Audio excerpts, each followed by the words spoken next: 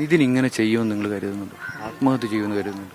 ഇല്ല, അവൻ ഇങ്ങനെ ഒരിക്കലും ചെയ്യില്ല. കാരണം അവൻ്റെ വീട്ടിലെ സിറ്റുവേഷനൊക്കെ അറിഞ്ഞ് വളർന്ന കുട്ടിയാണ് അവൻ. അപ്പം ഒരിക്കലും അവൻ ഇങ്ങനെ ചെയ്യുമെന്ന് നമുക്ക് പ്രതീക്ഷയില്ല. അച്ഛൻ മാത്രമാണ് ജോലിക്ക് പോകുന്നതെന്ന് തോന്നുന്നില്ലേ? അച്ഛൻ അമ്മ തൊഴിലുറപ്പിന് പോകും, അച്ഛൻ പെയിന്റ് തൊഴിലാളിയാണ്. നിതിനെ നമ്മൾ ചില ശബ്ദ സന്ദേശങ്ങളൊക്കെ നിതിൻ സുഹൃത്തുക്കൾക്ക് അയച്ചിരുന്നു.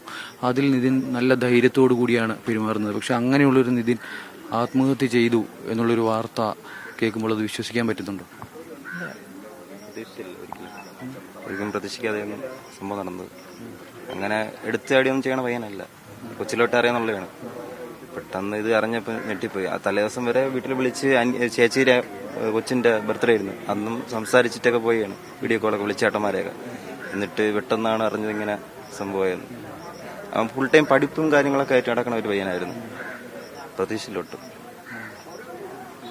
ഈ പഠിത്തത്തിന്റെ കാര്യം പറഞ്ഞ് നിരന്തരമായിട്ട് ഇങ്ങനെ ഇതിനെ അപമാനിച്ചിരുന്നു അധ്യാപകർ എന്നുള്ളതാണ് ഇതിങ്ങനെ പറയുന്നത്. അങ്ങനെ പഠിക്കാൻ വളരെ മോശമുള്ള ഒരാളാണെങ്കിൽ BDSനൊക്കെ അഡ്മിഷൻ കിട്ടിയിട്ടില്ല. എത്ര കഷ്ടപ്പെടുന്ന ആളുകൾ. നല്ലപോലെ പഠിക്കും, നീറ്റിനൊക്കെ ഫുൾ മാർക്ക് ഐഡിയാണ് ഇതിൽ കയറിയത്. നല്ലപോലെ പഠിക്കായിരുന്നു. നമ്മളെ കൊച്ചിലോട്ടായിരുന്നു, അവരെല്ലാവരും കൂടെ പഠിച്ചവരായിരുന്നു. കൊച്ചിലോട്ട് ഡോക്ടർ ആവണമെന്ന് നല്ല ആഗ്രഹമായിരുന്നു. അങ്ങനെ അവൻ +2 കഴിഞ്ഞിട്ട് 2 പ്രാവശ്യം റിപ്പീറ്റ് ഒക്കെ ചെയ്തിട്ടാണ് ഇപ്പം ഈ നീറ്റ് കിട്ടിയത്. അപ്പം ഒരിക്കലും അവൻ ഇത്ര കഷ്ടപ്പെട്ട് കിട്ടിയ ഇത് കളയാൻ വേണ്ടി അവൻ സ്വന്തമായിട്ടൊന്നും ചെയ്യൂല. അവന്റെ ഡ്രീമായിരുന്നു.